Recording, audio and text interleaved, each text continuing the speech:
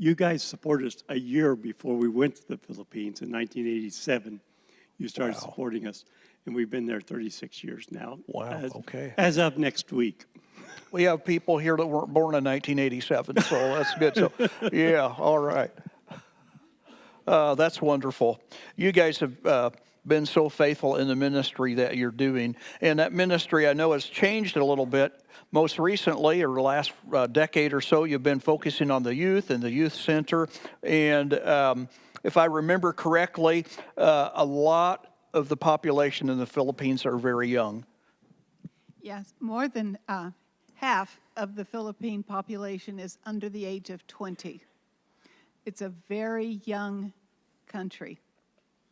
That's, that makes so your work, It's a big mission field is the youth, and our churches had been ignoring them. Can you imagine ignoring half your population? Wow, that's pretty remarkable. One of the key elements of your ministry, the youth ministry, is the youth center, and I understand you guys have been blessed. The good fortune is right across the street from the high school, which is an unbelievably large high school. So tell us just a little bit about that. Okay, the high school is the second largest high school in the Philippines, and it has up to 20,000 students in it. And That's incredible. That's because we're a regional center, it's like a state capital, and we have good high school there. In the mountains, where a lot of the population lives, the education is, the best teachers don't work there because they don't sometimes get paid. But so the kids come down, they leave home, and they stay with an auntie, they have to live on their own, and they rent a bed to sleep in at night, and they're on their own, and they go to school. Wow, was the question? That's amazing. Another question for you. So tell us a little bit about the history of the youth center, how that come together, and the mission there too. Okay, we went there in 1988. We started working there, and it hit us right away that there wasn't much for the kids, maybe kids, but teenagers, nothing. And I've always said, somebody needs to do something. Somebody needs to come, and I would try to recruit somebody you want to do youth ministry cross-culturally, and nobody ever took me up on that. So we were there until 2008, 2009. We finally decided we're going to do something for the youth, because my degree's in Christian education. I was a youth minister before we got married. So we started doing the youth ministry there. We had young men who were Bible college graduates that we had trained already while we were doing church planting about how working with youth, and we had camping program that was much based on CIY pattern. So they had D groups and a lot of things like that. And we wanted a place where the kids could come in and learn about God. So, well, how do you get them to come in? So we have fun things for them to do when they come. I loved your band up here today because we give free lessons on guitar. We have like 12 to 15 practice guitars at the youth center, and when the kids come in, those things are grabbed first. We just replaced 10 of them. They were they get worn, our guitars wear out. And on our last trip, we took a bass guitar that somebody at the Berlin church donated. And so we have bass guitar lessons, we do drum lessons, we have keyboard, we have the switchboard thing, can't remember, soundboard. Anyway, we do all that. And we have games they can play. We've taken over all kinds of games they love to play. We took the Jenga that goes this high this last time, and they do that. And we do all these things as a means of introducing ourselves to the kids, to bring them in. Once we get them in, and when they come in and they feel comfortable, we find out what their story is. Because these kids, a lot of them on their own, they're not living on very much.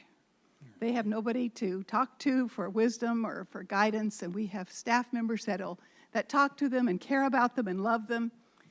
And whenever they do all these participation things, like if they're playing in a band, they form a band, these ones that are friends. They learn how to play instruments, they form a band. We say, would you like to study the Bible? Would you like to be in a Bible study? And they are very interested in spiritual things, and they don't know much about the Bible, and many of them don't have Bibles in their home, not even one. And you think about how many, okay, this group here probably has 500-600 Bibles amongst us. But they don't. And we've had kids, when we had games and there's prizes and they give candy, they would bring it, they brought it up to her and said, can we exchange the candy for a Bible? Wow. So these kids, so our name is Disciple Mathetes.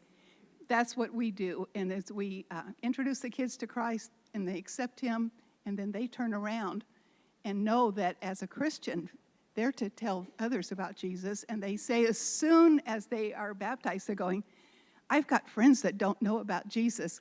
I want to start a Bible study with them. And so the people and our staff and other kids that have gone before them who mentored them are their helper. And when they have questions, they have answers. They don't know all the answers, but when they have questions, the staff is right there to help them. That's awesome. Yeah. Now, you've mentioned your staff a couple of times, and so tell us a little bit about the staff and your role and how that fits together, because you guys are more overseers and trainers, I think, at this point. We have 7 staff members. The lead minister we have known since 1997, before he was Christian, and he became a Christian and has gone up and is guiding it. His wife works at a bank, and so she supports them. He is literally, he gets a salary from the Mathetes, but it's very not life supporting. Mm-hmm. And in fact, all of our married ones, well, except Joy and Alma, several of them have spouses that support them.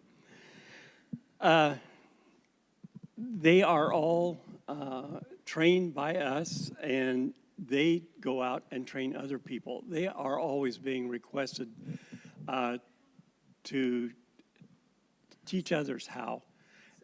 And we've taught many of these. She mentioned the 10 preachers.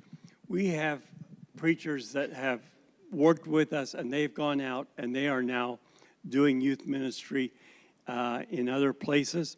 We've got students that have gone overseas and are overseas now. So, is there a story that really stands out in your mind of fairly recently, let's say, of a specific individual or something really awesome that God's done? Boy is one of our staff members, and when we first met him, he was living on the street. And we gave him a place to stay, actually. He was our, what they call a bontai. He took care of the building. And then he finished school. He went to technical school, and he is now one of our staff members. That's awesome. Yeah, it is awesome. Great. I'm going to roll about 3 questions into one here, so bear with me.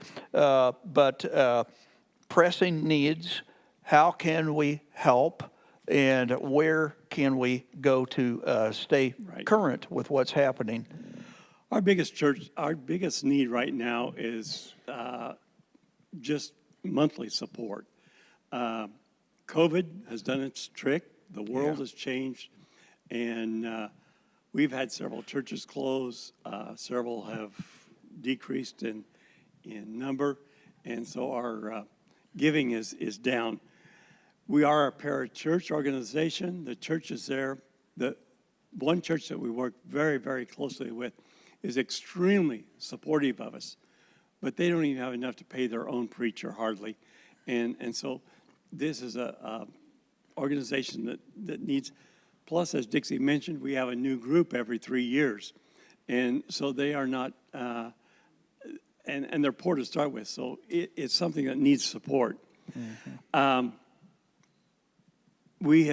One of the things we have done is we've put our team in contact with the churches here in the States so they can have a relationship with you all. If you want to find out more about Mathetes, go to Mathetes Youth Center on Facebook. And there are all kinds of videos, posts, and everything else. You can go to YouTube and put Mathetes, and it will show you videos of the ministry. The thing that you guys can do is to pray for us and for the team. The team covets your support through prayer, and they pray for you every morning during the week, because they get together and have devotions, and they pray for all their supporters, and they appreciate that very much. One of the things I want to thank you for is you guys have been one of the most supportive churches in sending things to them. You have sent gifts that they can give out to the kids. You have just helped in so many ways, and we do appreciate that very much. Thank you very much, and thank you guys for being with us today. We really appreciate it.